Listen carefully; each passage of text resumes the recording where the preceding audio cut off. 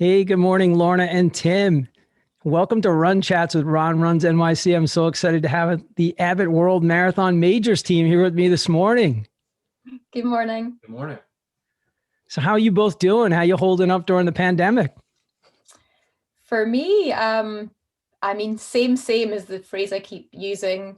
We're remote normally, so that hasn't changed a lot for us. But I feel that people are getting weary. But then on the other hand, there's sort of light at the end of the tunnel, and I think everyone's hoping for a brighter fall. So that's kind of what I'm focusing on. Yeah, and same here. I would say I usually answer that with the family's happy and healthy, and everybody's got a smile on their face doing remote learning, and just really enjoying the time together that we hopefully will see something on the horizon here shortly. But having hope and continuing to try to stay healthy and smile. Sounds good. Well, what I thought would be really fun for the Run Chats audience would be just get a little intro from both of you, on what your roles are within Abbott, what you both do, but more importantly, like a little bit about both of your running, your connection to running, your history with running, a little bit about your own running journeys, and are either of you going to pursue a 6-star yourselves? Tim, you should kick off. Sure. So that's a broad question. So I'll try to not talk for 30 minutes about it. But so overall, I started in this space back in the year 2000. I actually worked at that time for LaSalle Bank, who owned the Chicago Marathon. So had an interesting kind of entry into the space with a company, a banking institution that owned a marathon. So was able to get some great experience working with that team and for that team. And really fast forward 6-7 years, Bank of America merged with LaSalle. So my role went from LaSalle Bank to Bank of America within the sponsorship space, within the marathon, helping manage the ownership of it. So again, if you would have told me when I was 15, 16, 17 years old that I would be in the managing marathon space, I would have thought you were crazy. But it's interesting how people's paths go. So got some great experience over the years in the sponsorship space and the sports marketing space, working with Carrie and Mike and their team at Chicago Event Management. Obviously, the best in the business when it comes to operating races. Hometown Chicago, so very dear to my heart as it speaks to it. Really did that for several years at Bank of America, managing other sports sponsorships, other sports marketing properties, and then the marathon as well. And then was able to take this role in 2014 for the Abbott World Marathon Majors. Really was the first full-time employee for the Abbott World Marathon Majors as Abbott came on as our title partner. Can go into the history of the Abbott World Marathon Majors as much as you want. It's not necessarily connected to my personal history, but yeah, was able to really have this role be a great amalgamation of my background and selfishly was the perfect fit for me. A little corporate sponsorship, a little running or a lot of running, sports, looking across the industries that my experience had brought, whether it's NASCAR, the collegiate space, Major League Baseball, NFL, etc., and really build something that was brand new, but also happened to have the backing and the energy of the 6 biggest and best marathons in the world as well. So that's how I got into this when it comes to the Abbott World Marathon Majors. And then to answer the question around kind of my personal running journey, I do have 3 stars. I'm not sure that I'll ever get to 6. But I could always blame the job if I never do. Running for me is therapy. Running for me is a Zen moment that you can get out or get in on your treadmill and just be on your own with your own thoughts. I usually do most of my running solo, not usually with a group, and that's purposeful, just to have some alone time and of any time to have that and be able to clear your mind. The last 10, 11 months, it's really proven its worth. So that would be my short answer to that question. Fabulous. You're on, Lorna. Go. Me, so yes, I'm Scottish, but live in Rhode Island and have been in the US for 2.5 years now. Most of my career in sports was spent in Asia, based in Singapore for 12 years. And I came to that from a sports science background and then into rugby union, which is one of Scotland's main sports, and had the fortune to work in, like Tim, a variety of sports before I came to running. Commonwealth Games since 2006 with the Scottish team. I've done 3 Olympic Games. Tokyo will be my 4th. Golf, tennis, Wimbledon, a bunch of things. And when I was looking to move to the States, ready for a change and circumstance, I happened to come across this job, which seemed like the perfect opportunity. It was a sport that I loved and something to really get my teeth into. So I joined Tim and the team in August 2018, which seems like a lifetime ago. And yeah, unfortunately, we haven't actually seen each other in person since January of last year, which we see each other on Zoom all the time, but we haven't had the opportunity to get together as a team, but we work like this and it's been great. And like Tim as well, my running, I'm not a serious or runner of any shape or form, but I always did it as sort of just a hobby in Singapore. It's really hot, so the most I do is 5K and you're dripping with sweat and 30-degree heat. And it was always just to support my hockey or golf or other activities, cycling. But when I got into the world of marathons, you can't help but get carried along on the wave. And I've done a lot more running since then. And I did 2 marathons in 10 months from May 2019 to March last year. And I should have had my first star in Tokyo, but that wasn't to be with COVID. So I ran it elsewhere. But that's my marathon shoes done for a little while, I think. I just enjoy it with friends and getting out there. And like you say, during times like this, if that's all you can do every day, like, we're really lucky. Oh, we are. Where would any of us be? Where would any of my listeners be? Where would any of the 3 of us be without running to keep us together, to keep us sane? Although I don't know that I'm sure you 2 are okay in the sanity department. Me, I'm in a very different category, way far out there, like so far gone, there's no saving me. But yeah, I mean, it's the only way to, clear your head. It's the only way to get a little time and just get away from all of the spiral of news. And look, it's real. You can't avoid it. It's real. So many people are dying. So many people are sick. Travel's almost eliminated again. And that's one of the things that ties us all together. That's one of the things that makes the Abbott 6-star quest and the chase so unique, is that ability to jump on a plane and travel around the globe and meet and connect with people from so many different cultures and so many parts of the world. And, I had the benefit in 2019 of doing all 6 in the same year. And it was like a highlight reel of my whole life. Like, I remember getting off the plane in Tokyo and then just showing up in the pouring rain at the expo and, hanging out with the Abbott team and getting my, the 6-star, what do you call it? Not the bib for the back, I'm running for the 6-star, and just, the energy of it all. And the weather, it can't put a damper on it, whether you're running for the 6-star in the monsoon in Boston, or it's a hot day or anything else, you're out there about to achieve this dream. But what inspires, I think, all of us to do this is that it is so hard. It's hard to get into the races. It's really difficult to qualify for some of these races, and it requires such a commitment.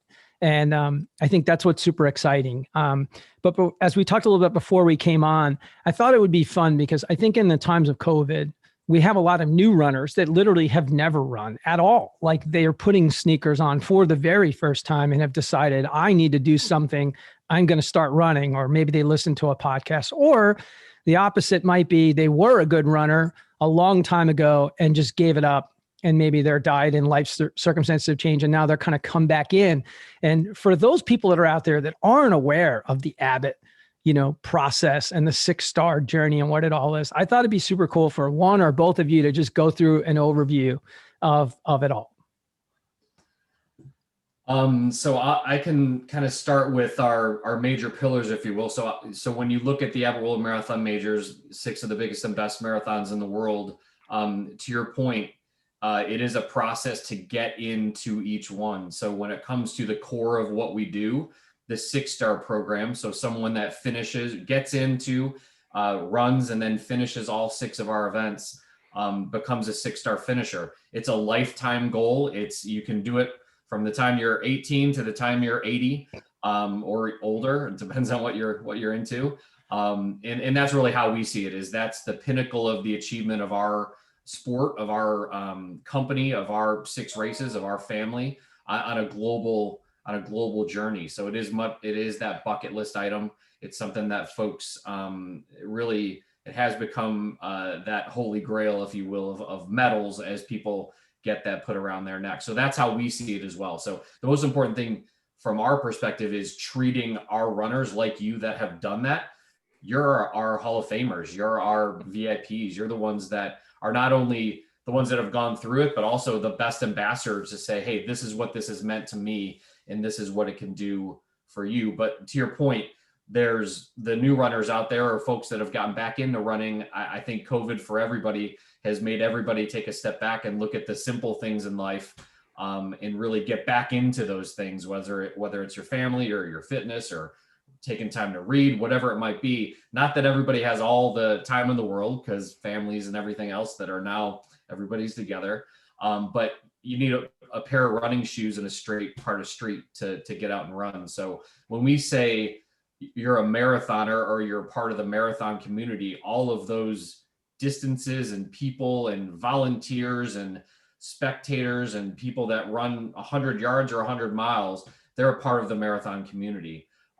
When it comes to what we do, is we try to bring the power of that community to as many people as possible around the globe. That's why when you look at not only the entrants to our races come from hundreds of different countries, we have our age group world rankings that are for 40 plus and come, 250 events. So we try to take as many people as possible with as much access as we give, whether it's online, in person, or whatever is available, and bring the power of the marathon community to those people.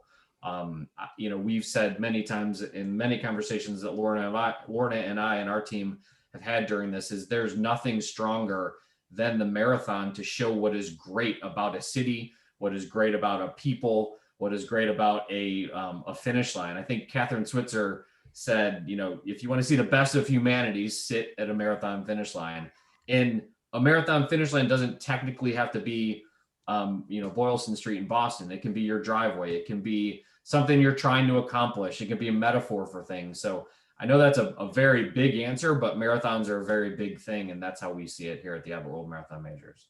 Yeah. And like you're saying about the finish line, like, although the marathon is the goal for people, marathon for some people is that journey of like getting to their first half or getting to their first whatever marker that is. And for us, like the global piece is massive for me, because we really try and pull out stories and these like amazing moments from people all around the world. We literally have runners from nearly every country that you can imagine. And that makes it really cool. And like you said, Ron, when you turn up to an expo or a start or a finish line, you are literally mixing with runners from all walks of life, all ages, all abilities. And those stories, like, they give you goosebumps. Even if you're not a runner, you cannot listen to some of those moments that we put on camera or you tell in your podcast and not be moved in some way to have, like, you cannot be sort of neutral to that stuff. And it's amazing. It really does give you like a warm and fuzzy feeling that nothing else does. Yeah, I think to just underscore that point further, for the people out there, you might be in my age group. I'm turning 60 Friday. You're at an age where, you've done a lot of things in your life and you have a lot more free time. My son's graduated college. He's living in another state. And because of COVID, I saw my favorite person on earth 3 times last year. And that's what so many of us are going through. We can't see our moms or dads, or we can't see our own children or distant relatives. And it just, it makes it so difficult. But in that magical year of 2019, like each race, I would put it out on Instagram and Facebook. Hey, I'm going to host a shakeout run at Imperial Palace at these dates and times. And, I'm figuring, 20 people are going to show up for these things, 30 people. And, 60, 70 came to the first couple. And by the time I got to London, because I had my buddy, the marathon Marcus, hooked up with me, we had like 100 and something people, we're running through London with 100 and something people, stopping every quarter of a mile to do selfies and take crazy photos and act like idiots. But what in energy. What an unbelievable way to connect people with a common goal of, yes, running, sure, but everybody there wants to earn the 6-star. Everybody there wants to complete that quest and wants to make the journey happen. So a lot of it is, how do you get into this race? How do you qualify? What's a good charity to run for? Those are the things I think people don't really take a closer look at. I think people want to earn Boston with a time qualifier, and there's this kind of stubborn feeling like, the only way I'm ever going to run Boston is if I qualify, because I want to have that badge that I'm a time qualifier for Boston. And I get it, man. I'm as competitive as anyone you will ever find. But you know what? Charity is a wonderful thing. It is a huge part of Abbott's journey. It's a huge part of the individual race's journey. And to me, it gives me great pride to see how much money we raise collectively among these races. I mean, it's remarkable how much money, we're able to pull in as a running community for these individual charities at these races. And, that's one of the part that makes me sad right now, is because when the races aren't happening, the charities are taking a huge hit right now. They are suffering, and our races are really trying to do all that they can to keep it going. Like the virtual races that, Boston and Chicago and London and New York, they did their virtual marathons, and they really tried any way they could to keep that connection to the charities going. But like you say, it's really hard. So, hopefully that'll all kick back in when racing comes back in the way that we knew it before. Well, I certainly think, if anything, I think it'll kick back stronger, because I think there's going to be that, just as anything else, when something is taken away from us, I think that's when we realize how much we really love it and treasure it. And when we can't go to Tokyo, and that was our last one, and then it's pushed out to maybe 2021 or 2022, when you finally get the chance, you're going to do it. But if you haven't run London yet, and London is a huge charity race, they raise the most money, look, you're going to have no choice but to figure it out. And that makes me happy, because that's something we're doing as a community that's really good. I just wanted to jump back on the Abbott program itself. Tim, do you have some numbers of like when it started? And by the way, I've never asked this question. Whose idea was it? Who came up with the actual idea? I can't believe I haven't asked this question to this point. So the concept of the AbbottWMM Marathon Major started in 2006 with, at that time, 5 of the events, really saying, we can do a better job, and there's an opportunity to do a better job to tell the stories of our elite athletes. So in 2006, the company was technically formed with the goal of really having the elite side of the sport get more prominent. So created a big splash with $1 million that are on a rolling 2-year calendar. The top male and the top female athlete would get that $500,000. And it kept on that track for many, many years. Really, it started as the 5-star finisher program, and then jumped to the 6-star finisher program with, I would say, relatively small fanfare, numbers, promotion, etc. In 2014, when Abbott came on as the title partner, there were right around 450 folks that had run all 6 events at that time. Many more that had done 5-star, but you would email the part-time person that was doing it here at the AbbottWMM Marathon Majors, and they would look up your information. They would verify it. They would mail you out a certificate, and it really went from there. It was actually the idea of Mark Milde in Berlin to come up with the 5-star and 6-star program. So he was the one saying, hey, the elite athletes are doing great, and we're promoting that, but there are these people that do this. So it was actually his team for several years that managed the website and then managed the process for 5-star and 6-star finishers once Tokyo came in 2013. Now, as you know, we have almost 7,000 folks that have done the 6-star. So really, that was the idea was amazing. And then where we really saw the jump was in January of 2016, when we gave away our first medal. That became the point where I think it became a real thing for people to say, like, the certificate is great and nice and awesome, and that's super personal, but to have that bling, if you will, and heavy, and people wear it with pride. So that really jump started it. And then we were able to, at that point, we mailed it out to everybody. So you would finish a month later, you would then get your medal. We then started giving it away at finish lines. which we all know the power of a finish line. And that for us became also, you had 50,000 people finish the New York City Marathon. And it was not only the 500 people that were getting their 6-star in New York City, it was the 50,000 people going past going, how can I get one of those? What is that? That's really cool. So from a marketing perspective, you can't, I mean, that's something you can't buy at the finish line to have those folks see it. So it just it's kept growing and almost taken a life of its own by really getting that hunk of metal at the finish line. Yeah, it's there's nothing like it. There really isn't. And it is, I'm glad you explained going all the way back, because I knew the money history part of it for the elite men and women and the wheelchair racers. I knew that they were kind of chasing it and they were getting points based on how many and what their ranking was. And it was a big payday, but I didn't know like when it actually started. And I didn't know it was 5-star first. I thought I remember that, but I wasn't 100% sure of that. And I did not know that the medal didn't come until that much later, or that it was even mailed out at first. I mean, that is super cool information. And I guarantee you, if you were looking at a graph and plotted it, you know, when it was being mailed out versus when it started being done in person, you know, what the spike was from there must have been just like ridiculous. It must have been like straight slope upward, because you're right. You can't, that moment is different. You cross the line in New York City and you guys are right over there off to the left, about 200, 300 yards up, you know, from Tavern on the Green and the finish line. You're right over there to the left. And, you know, that's, you see the Abbott little booth over there, if you will, and the little tent, and, you know, the people are out there in all the blue gear, you know, shepherding you in there. And then the videos start rolling, the pictures start rolling, and the energy is insane. And you're right. The minute somebody has that medal, everybody wants to touch it, man. Everybody's like, can I see? Can I see? You know, you're like guarding it with your life. Like, okay, don't get carried away here now. Hand that thing back. You know, we got to be careful here. This thing's worth a lot of cash right here. Yeah, I was going to just give you some numbers, Ron. So in 2019 alone, we had we crossed the 5,000 finisher mark in Boston and had like a sort of celebration there. And then by the time we got to London, it was already 6,000. And then we finished in New York 2019, 6,600. So a lot of runner in 1 year. So you can see, like you said, that graph, it's really taken off.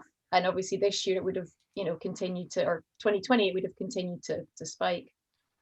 Yeah, those are huge growths. And I know you both are acutely aware of this. I can't even begin to tell you how many people I personally know that were going to get their 6 at Tokyo. I mean, I'm an admin on a Facebook page, multiple Facebook pages, New York City page, there's a Tokyo page. And it breaks my heart because I have one and I was able to finish it off. And, you know, yes, I did all 6 in 1 year, but my races go back to 1996, to your point, Tim.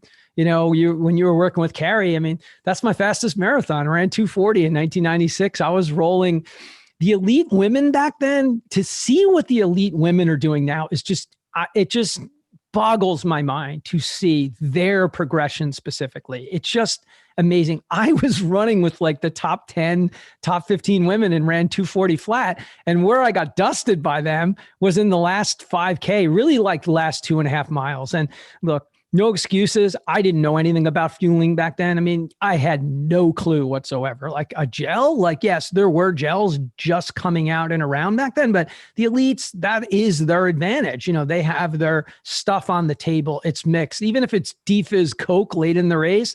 And when you're an age grouper, you don't get that benefit. And it is a huge benefit because, you know, when you're out there and you have like Kipchoge rolling through in Berlin, man, that dude is more famous for keeping up with Kipchoge that day on the bike and getting him his fluids and making sure his timing was right, because, man, it was epic to see, you know, to see that unfold. I mean, just totally amazing. But yeah, there's people that are just heartbroken right now. And, you know, I know a lot of people have already deferred their Tokyo for, you know, to 2022. I didn't defer mine because I'm getting my second 6-star there and I'm not going to defer it. And by the way, Tim, we were scheduled to talk, you, me, and Lorna at Tokyo. Lorna remembers this. We were going to do a face-to-face, you know, although this is technically face-to-face, I guess, in Tokyo when it canceled, you know, last year. I remember I was one day, Lorna, from getting on the plane, one day, because I was going way early. I've been to Japan. This would be my 3rd trip. And I just wanted to do a really long trip and just get around and see a lot of the amazing sites.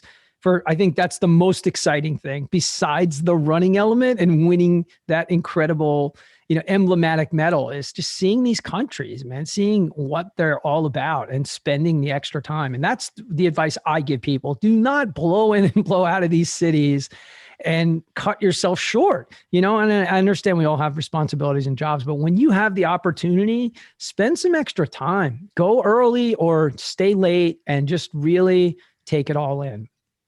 Yeah, I mean, the miles covered by some of our runners, I mean, you've got the fortune that you're in the US, so 3 of the races are relatively easy, a long weekend, no jet lag.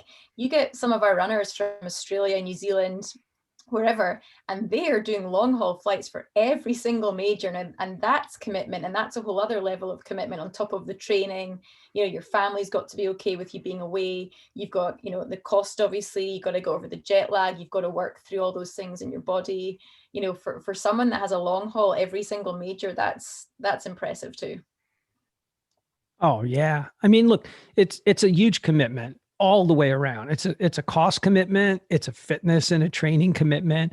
Many of these runners have coaches. They have to pay attention to their diet. They're really incredibly serious about it.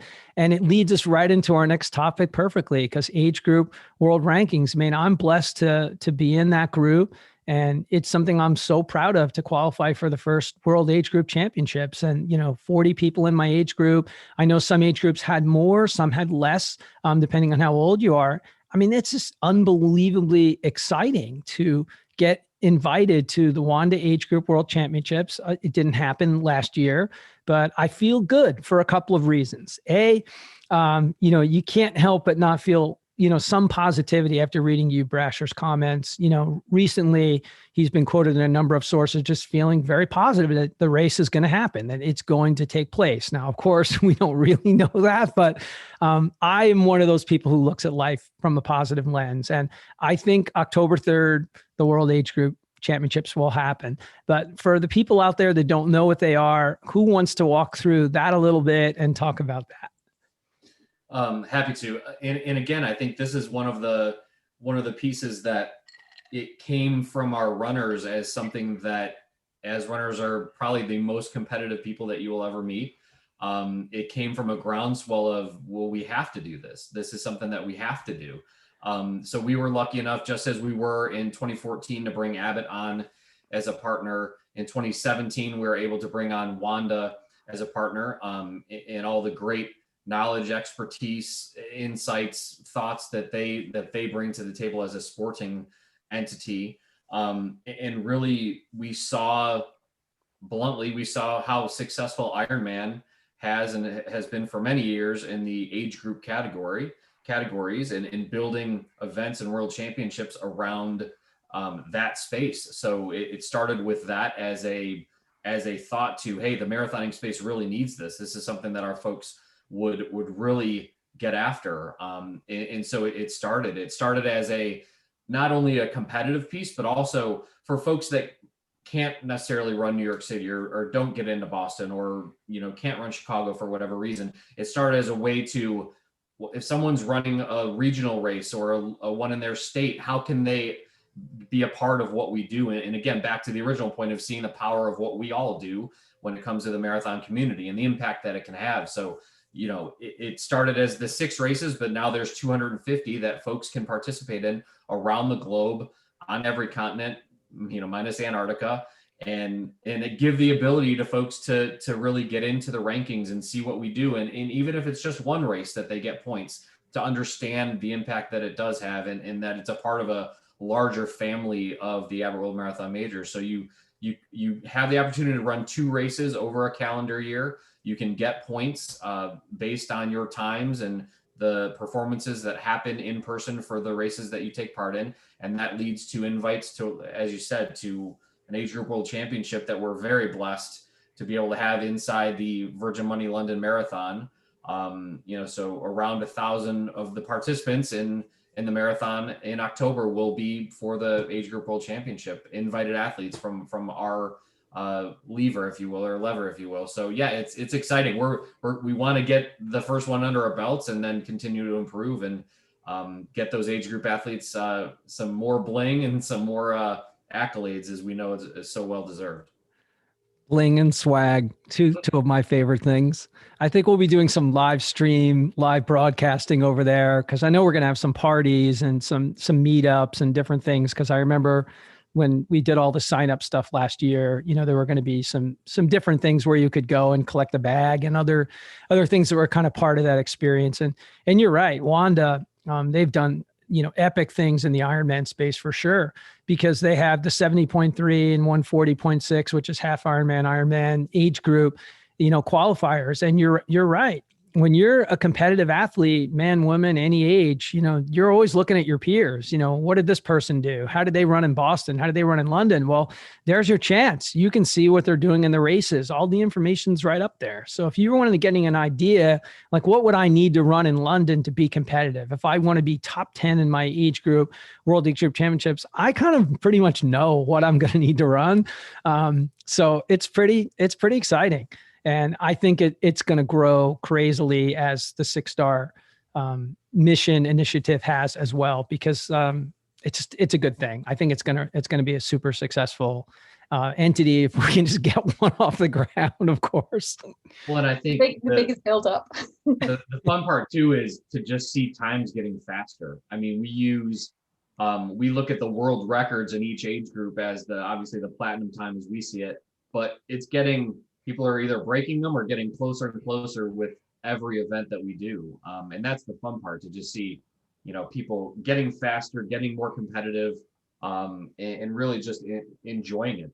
Because at the end of the day, that's what it's all about, is people getting out there, giving another reason to get motivated and get out there. And if we can give them that extra motivation, that's all well worth it.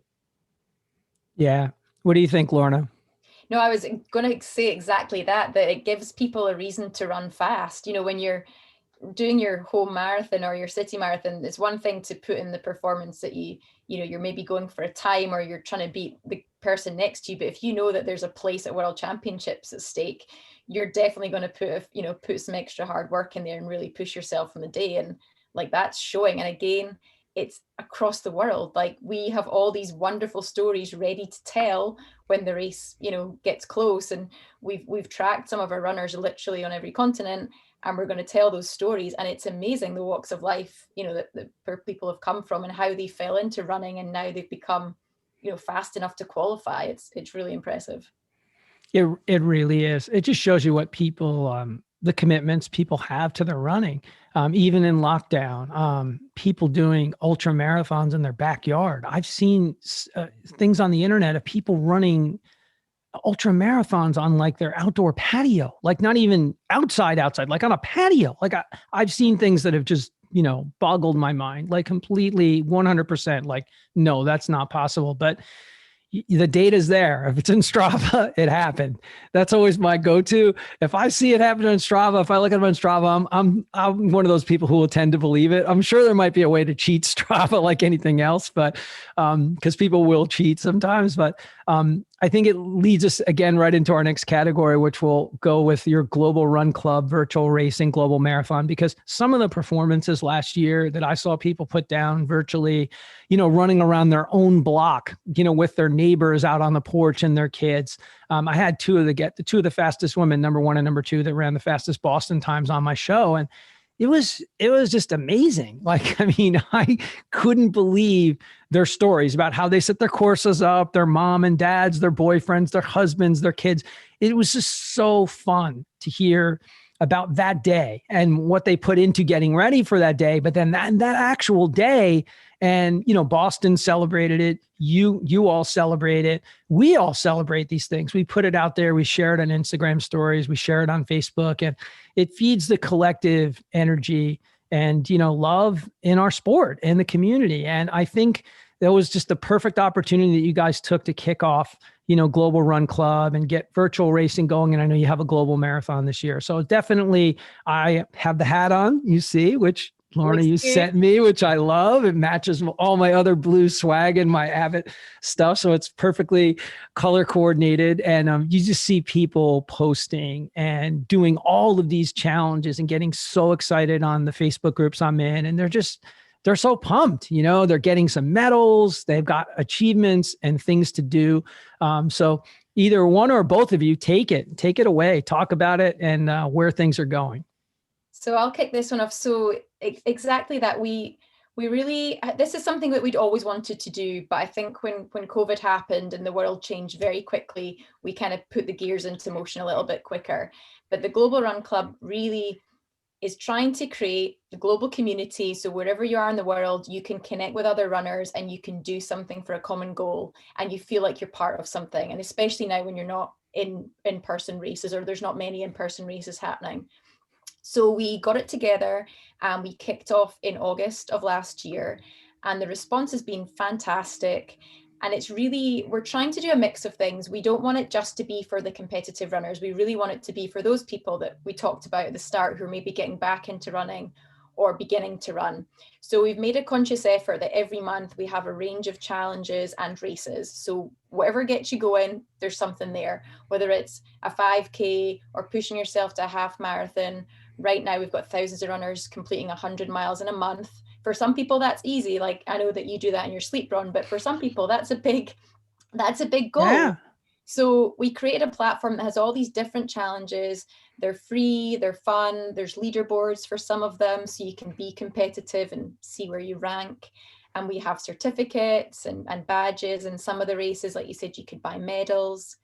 And it's been really fun because it's given us something to focus on. It's given us something to sort of congregate around and get all the races involved with, all ages and abilities.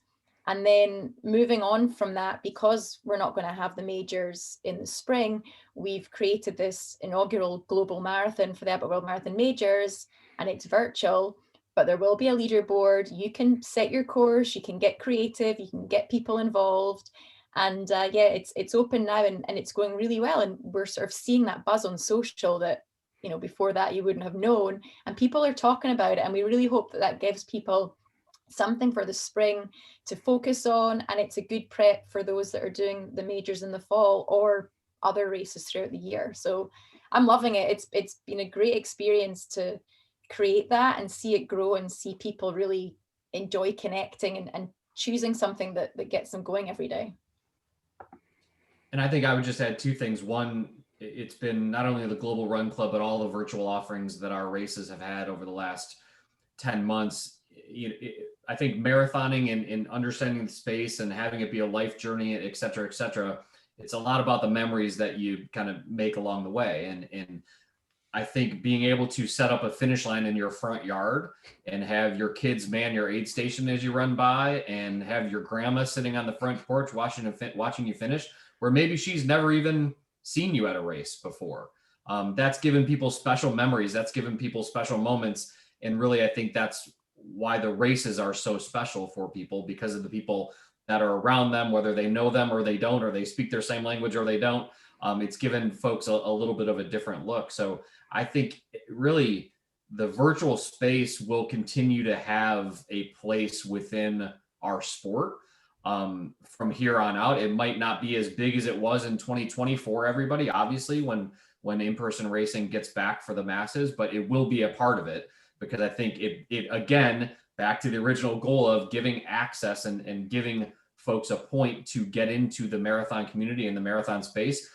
Maybe they can't go to the town next to them, but they can understand and run a marathon in their neighborhood. And then the second point being just the innovation that we've seen in our space, in our industry over the last 10 to 12 months has been amazing. So as things have gone virtual, you see companies coming up and new ideas coming up and really making that space better for the future as well, which is exciting as we sit. So, I think to Lorna's point, for our team, it was an opportunity to say, okay, what can we now, we have some time to not be in person. How can we get our community motivated? How can we bring our community together? And really, what does this mean for the future of our sport, for more access to our races and the races around the globe? So it's exciting. And I think there's much more to come as we look at virtual racing in general. Well, kudos to you both on it. I think levels-based thing, activities-based thing, and you can just see the growth of Fitbit and step trackers and just all of these things. People just man, we're in this world where we want to know what we're doing and we want to know where we are at every single moment. And I have no idea how many steps I take in a day. That doesn't mean anything to me, but to other people, it means everything. And Lorna, to your point, 100 miles isn't a crazy big goal to some people. You're 100% right. That might be like, I've seen people say, I want to run 1,000 miles this year. And then I'm just like, no, dude, put your own stuff away. It has nothing to do with you. It has to do with them. And I always have to remind myself, somebody out there, a 5K is a marathon. 5K, 3.1 miles. That seems like running across the ocean to them. Running 1 mile, running any distance right now is just a positive outcome. So giving people, step challenges, daily challenges, weekly challenges, run a mile, run 100 miles, whatever. It's just fabulous. And it encourages engagement. It gets people involved with a platform, and it gets them talking with other people and maybe following and having extended conversations with people that they weren't aware of, gets them involved into Facebook running groups and other things where they can just learn more about how to get into these races, how to train, how to prepare. Could you run two fairly close together? And if you did, how did you manage it? That kind of stuff. And that's super exciting. And a couple of things, Ron, I wanted to add that I forgot to say about, we're really lucky that Andrew Castor, who you're probably familiar with, but some people not, he's Dina's husband. Dina's husband, but very accomplished in his own right and a fantastic guy. And Andrew, he has been working with us, contributing to our newsletter the last few months, but he's just created 3 marathon training plans that are on our site, on the club, accessible to everybody. And he's created a 16-week training plan, whether you're a beginner, intermediate, or advanced. So if runners are unsure, because I think it's really nerve-wracking attempting something like that for the first time, or knowing how to improve, or needing some structure when you can't go to your run club, or you maybe can't see, your coach in person, whatever it is, we've got those plans. And Andrew's going to be doing more of this in the coming weeks to guide people through that, to help people so they feel like they have somebody that's got their back and that's, checking in and making sure you've got sort of markers to hit each month. So that's really cool. And the other piece, which perfectly ties our age group piece and our Global Run Club together, is that anybody who does the Global Marathon, which is the 1st and 2nd of May weekend, if you are age 40 and over, that is a channel of entry into 2022 Age Group World Championships. We've got 100 places for the top age group runners in our own marathon, which is a fantastic opportunity for some people to really put down quick times and get themselves to the championships the following year. I'm so glad you brought that up. He is phenomenal. He coaches an elite group of runners. Joe Vigil is, one of the strongest mentor relationships and coaching relationships with Dina going back forever and ever. And, just somebody I've just always paid such close attention to. The stories I've read about him and the impact he's had on so many runners, it's really remarkable. What an amazing human. And just the two of them. I had the pleasure of meeting Dina in Boston when they did the Boston premiere movie. Was that 2017, I think? And I think it's 2017 because I have those on top of Ronnie's piano over my shoulder over there. I have the Boston premiere glasses, and it's so funny and just completely ironic. But, Dina's one of those people, she'll just talk to you and just hang out with you. And I probably talked to her for 20 or 25 minutes and, got a couple of pictures with her, put up on Facebook. Everybody's like, oh, wow, man, Ron, who's your new girlfriend? I'm like, no, it's, you don't know who that is? And they're like, no. I'm like, I could have had a little fun with it, but I'm like, it's Dina Castor, man, Olympian runner. Like, no, I didn't know who she was, because she was dressed up and, looked not in her running clothes, if you will. But Andrew, I don't remember the name of the running group there. That was part of that whole area where Dina Mammoth Track Club. Mammoth Track Club. Thank you. So he is, seriously elite running coaching credentials. And that is fantastic opportunity for runners to get up there and pull a program down and have an idea what to do in terms of what you need to use. That's a fabulous reference and resource. So thanks for sharing that. And secondarily, a chance in your global marathon to earn a seat at the table in the Wanda Age Group World Championships. Yep, that's your goal, Ron. There you go. Throw down and make sure you get in. I think I'm in, but I may not be in. I'm pretty sure I'm in for the second year. I'm pretty sure it's close. You know how it works. It's top 40, but it's really not because there's people that are first and there's all these other things that qualify or disqualify. So I think I'll be in. But if not, I'm going to have to throw down a fast time in your marathon. And I'm doing it. So gotta, put my toe in the water and lace him up for sure. And before we roll out of here, we have to talk a little about what's next. What's big, what's out there. And we all know there's been so much talk for years and years about adding a 7th race and, what that process is like and, vetting those individual, particular areas that had been, under review for say a couple of years. And I know that's probably been a little bit, I wouldn't say back burner, but it's just not in the news as much because right now people are just worried that we can't run any of these races or maybe have been pushed out altogether. And it doesn't just have to be about us adding a 7th major, just anything like what's next for Abbott. I mean, I would say from a expansion perspective, the plans are still in place as they were pre-COVID. Wanda has an exclusive right to bring us 3 candidate races until 2026. Obviously that's been previously announced. We've been working on a couple different events with the goal of having that happen. I think everybody in our organization would love to see a 7th major, but it needs to meet the criteria that we've set out. And they're not easy criteria for a race to pass the 100 and some odd criteria that we've set. It's a evolution, it's a process, and exactly as you said. So we're not going to rush it. We're not going to force it. We're going to work with Wanda and our partners in those markets to get a race up to that standard. And we all hope we get there. And I think, again, it's because we see the power of what it does for local, international, regional, however you want to see it, communities. So that to have that not be a goal of ours, to expand the greatness of that impact that we see in our 6 races, we would be, selling ourselves short. So that's the goal, that's the hope, but it starts with, can the race pass the criteria that we've set? So that's how I would talk about expansion in general as a next step for us. But with the rankings races, we continue to bring more rankings races into the fold. One of our team members, that's one of his sole responsibilities is to bring new races in. And some of these places he's getting races, it's to even pronounce it or where is that? I'm Googling, where is that? So, that's a lot of fun to see these races that are knowing what we do and wanting to be a part of it. And then even more importantly, seeing them send us results and have those finishers a part of what we're doing is really continues to be what next for us as well. Well, I know I've read a lot about Singapore and some other places. I know China. I would hope maybe South Africa or Australia, New Zealand, someplace else, someplace cool that I haven't been to recently, or actually I haven't been to at all. I haven't been to Australia or New Zealand. Always been a bucket list item, but I'm sure you're going to pick, major places. And, will you talk about any of them specifically, or obviously, no one's passed the vetting process or any of that yet, but just can you talk about some of the specific places that you've looked at or are looking at?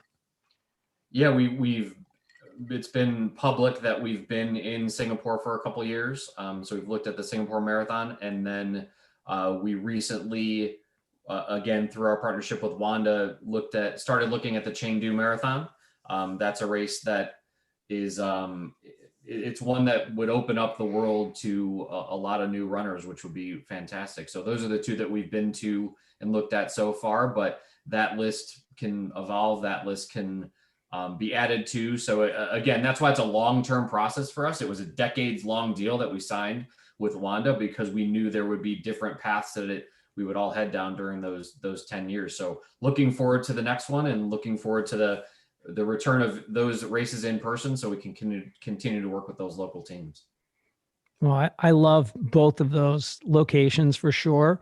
And we can get my son, Ronnie, involved. He speaks fluent Mandarin. So if we need him to add him as temporary travel staff as we head over there to put an Abbott shirt on for a couple of days and speak fluent Mandarin and be like hanging out with his dad, that would be super cool. So, and he's been to Chengdu. He's actually did 2-month-long stays in China when he was in high school. That helped him with his fluency.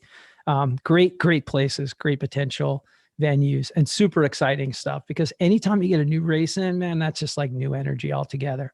New course, new chances to explore, and, just another big thing to reach for. So super cool.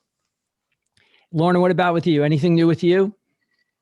For me, I mean, the goal for this year is to keep people motivated, engaged, give them something to work for with our run club, but also just, getting the majors back out there. I'm really excited for people to have the chance to run again, and however that might look as the year progresses.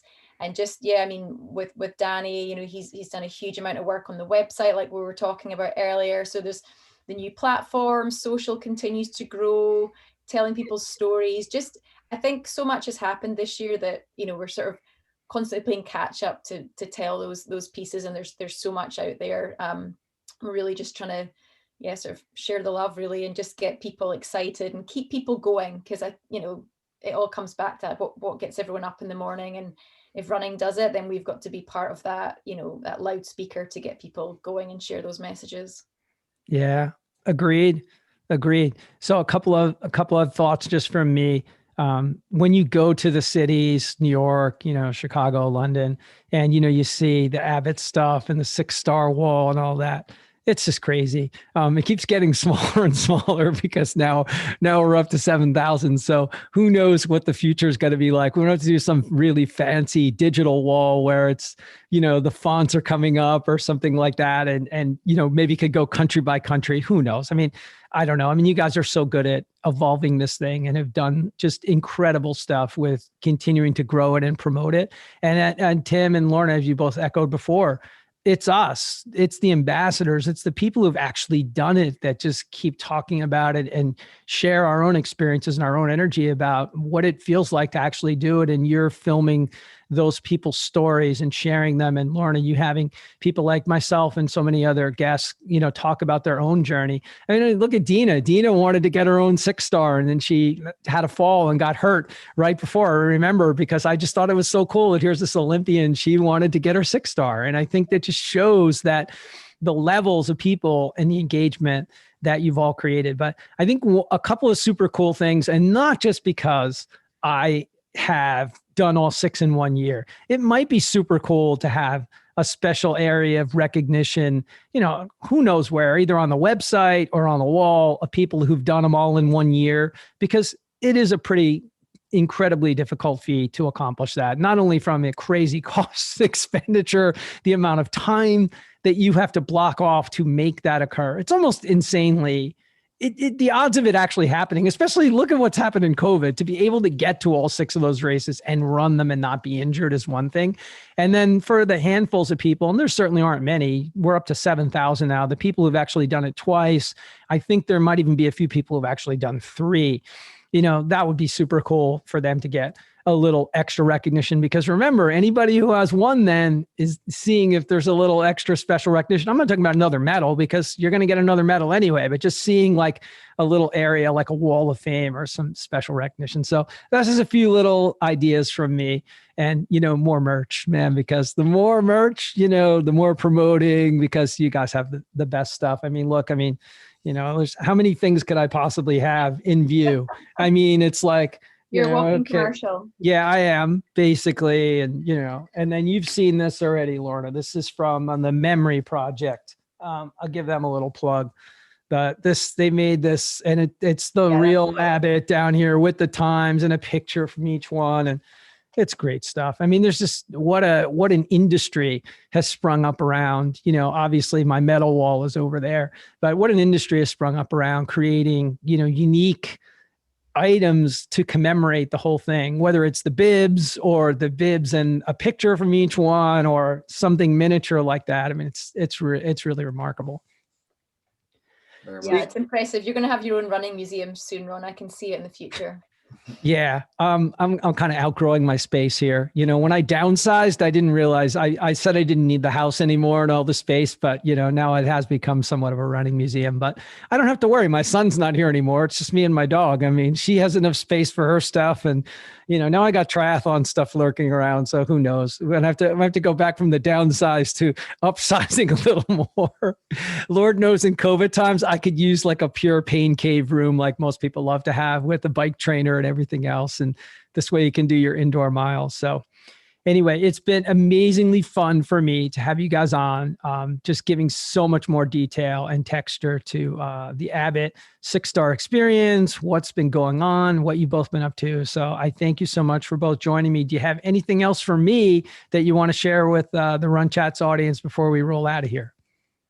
I think. Go ahead. Go ahead, Lorna. Go ahead. Oh, I was just going to say, like, just keep, to everybody who's listening, you just to keep running and keep enjoying what you're doing. And there's no pressure, this year. So set your own goals. And if you want to become part of our community, then do join the Global Run Club, because it really is something for everybody. And it's just about having fun. And I would just say, we miss everyone. We can't wait to see everyone, right? Like I will never say I'm never going to take another expo for advantage, right? Because at the end of the day, we've all been to 1,000 expos, but I'm just yearning to get back to an expo. It sounds a little sad, but it's so true, right? So we miss everyone, and we can't wait to see everyone. And we just appreciate everyone staying motivated, staying in contact, and really showing the amazing stuff that can happen even virtually with our community. So we look forward to the day when we can all enjoy a conversation at an expo. And a beer. That's true too. Yes, and maybe all at the same time. Yeah, we need more beer at expos, Lorna. I love that idea. Well, socializing, it's a thing. Yeah, absolutely. I think we have an idea. Anyway, it's been so great to see you both and spend some time with you. Really appreciate you guys coming on, man. It's really fun to talk with you both. Yeah, good luck for Friday, and happy birthday from all of us too. Absolutely. Yes. Okay, well, we always close by saying, keep lacing them up, keep getting out the door, and always remember to stay in the fight. Okay, we're off on that. And I still leave Zoom on for 2 more seconds, but Nice hey, job. that was great. You guys are awesome. No, it's fun. Thank you for having us. That was cool. Yeah, thank you, Ron. That was good. And that was it was good that we just like launched some of that stuff too, because we had so much going on at the end of the year that it was nice to be able to, that stuff's out there now. That was really good timing.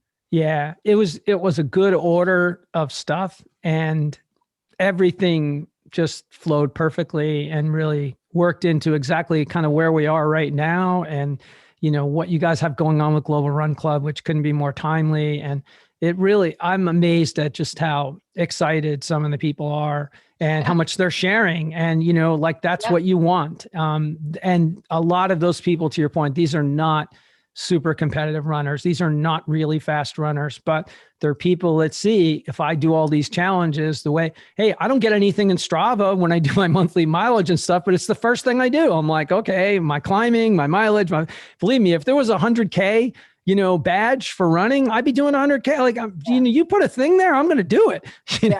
Like, I don't know why they got rid of the marathon. They used to have a marathon on Strava, like 13K, half marathon's the longest one they have. So yeah, you put something on there, trust me, people will do it. You've seen it already. People will do it.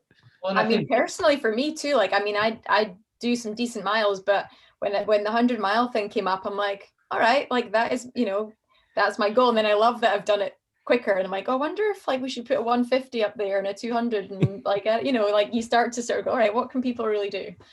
Well, I think we didn't talk about it, but I think, part of the training plans and everything that's super cool and super important is the intimidating factor that it is to get into the marathon space.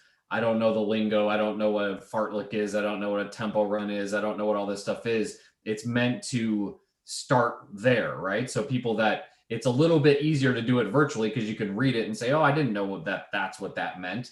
And so it's bringing those people along the journey, and maybe where they wouldn't go show up to a local running club to train for a marathon, they might read it and say, oh, that's pretty simple. I can follow that, or I can run for 30 minutes. So the way that he's built the program, it's not just go out and do 7, go out and race pace, go out and do 8, it's run for 30 minutes, then do some, high intensity interval stuff, or it's just a good kind of soft entree into it, which I think is good for folks. Yeah, and I'm interviewing Andrew next week, and we're going to actually go through each of the plans and break them down into like a video piece so that Danny can then slice and dice and use them. But like Tim said, like explaining, because our designer did the plans and she was like, what does this mean? And what is this? She's like, oh, okay. Because she's not a runner. And I was like, yeah, you take these things for granted. Like, what a long run means, but if you don't do a marathon, you don't like, what does that mean? So it's just getting more specific, and for him to give that guidance is really cool.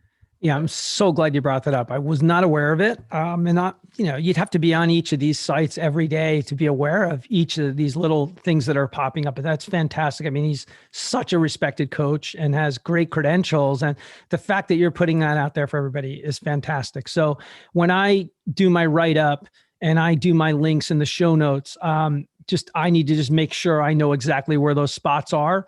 So Lorna, like the spots there, if you could send me a link, if not, I'll find it. I mean, I can pull it down myself, but I just want to make sure I get all of the stuff. And if there's any specific areas that you want me to link in the show notes, obviously I will. I mean, I'll send you that link to the training plans. They've got their own little bubble on the site. So what we talked about, and the order we talked about. So, the write-up will be the write-up, but I want to make sure I always link that stuff back, because it's just helpful for people that are really into the show, because it's way easier off of Facebook than Instagram, because, links don't really work off Instagram. But in Facebook, for anybody who follows me on Facebook and all the running pages that I'm on, like New York City, which we're on together, Lorna. So, like those people, they'll read my posts, man. They will go on there. They'll hit those links and they'll check it out. And, you get some people involved, they're following that training program. That's all good. It's positive all the way around. So good stuff. I'll send you some stuff this afternoon just to make sure I've covered all the bits and pieces.